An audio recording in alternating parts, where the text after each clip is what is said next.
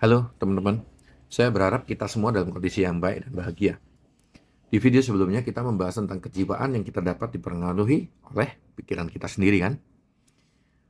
Dalam video ini kita akan coba lebih dalam lagi tentang pikiran kita. Kita akan coba membahas kondisi kesehatan kita tidak lepas dari pengaruh pikiran kita sendiri. Oke, mari kita mulai ya. Dalam hal kedokteran, energi, ada orang pintar dari Universitas Harvard itu bernama Dr. Herbert Spencer. Dia bilang begini, pikiran dan tubuh itu kayak pasangan yang saling melengkapi. Dia juga bilang 90% bahkan lebih penyakit tubuh itu bisa jadi dipengaruhi sama pikiran. Pikiran ini kita namain penyakit psikosomatik. Jadi, pikiran kita punya kekuatan buat ngatur tubuh kita. Ya, kayak remote control gitulah. Istilah keren ya dari psikosomatik ini. Psiko itu buat jiwa. Somatik itu buat tubuh. Jadi jiwa bisa ngontrol tubuh kita. Kayak nyalain lampu gitu loh. Di sebuah buku nih, dijelasin.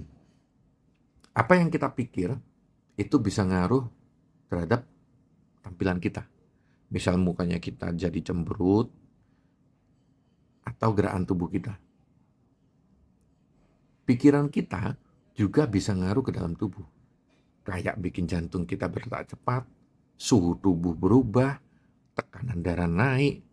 Nah, ini juga bisa bikin organ-organ kita kayak hati, ginjal, limpa, lambung, dan paru-paru itu jadi kena imbasnya.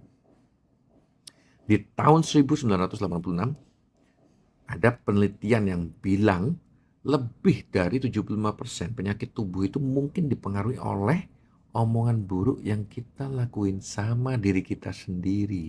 Nah tuh, seram juga ya.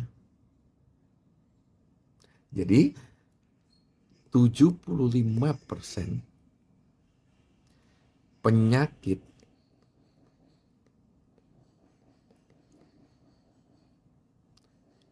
mungkin dipengaruhi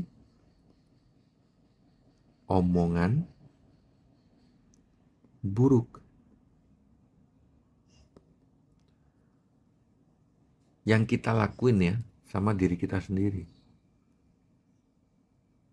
Ini sama ahli jiwa disebutnya sandiwara internal. Gimana kita mengelihat kehidupan dalam pikiran kita, termasuk pikiran-pikiran dan susunan mentalnya, bisa nentuin penyakit juga, kayak serangan jantung, pusing, darah tinggi, gangguan saraf, bahkan sampai resiko kanker.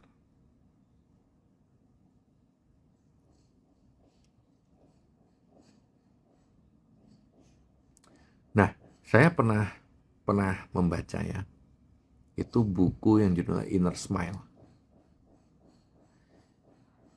Ada disebutkan bilang gini, pikiran kita itu bisa ngaruh ke panca indera kita, lalu ngaruh ke organ-organ dalam tubuh kita.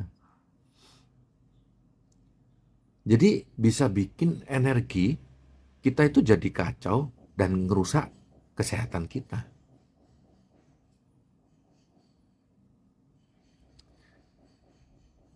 Pikiran kita bisa bikin kita sakit. Kalau kita selalu bilang kita sakit, akhirnya beneran jadi sakit. Sekarang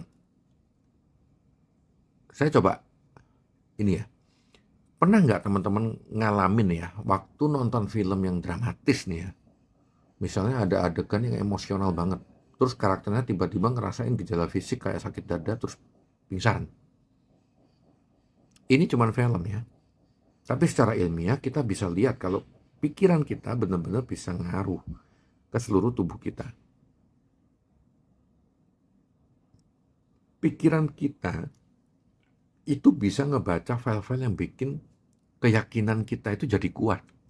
Dan ini ngaruh ke wajah kita, ekspresi muka kita, dan seluruh tubuh kita, baik yang kelihatan atau yang enggak. Pikiran negatif juga bisa bikin detak jantung kita kencang, tekanan darah naik, nafas jadi cepat, bahkan suhu tubuh kita itu bisa berubah. Ini juga bikin kita ngerasain ya, gejala fisik kayak susah nafas, berkeringat, ngomong gugup. Semua ini bisa terjadi cuman gara-gara pikiran. Jadi ini misalnya gini, ada cerita ya, ada cowok misalnya, namanya Michael, dia kerja di perusahaan asuransi, dan setiap Juli dia selalu kena alergi.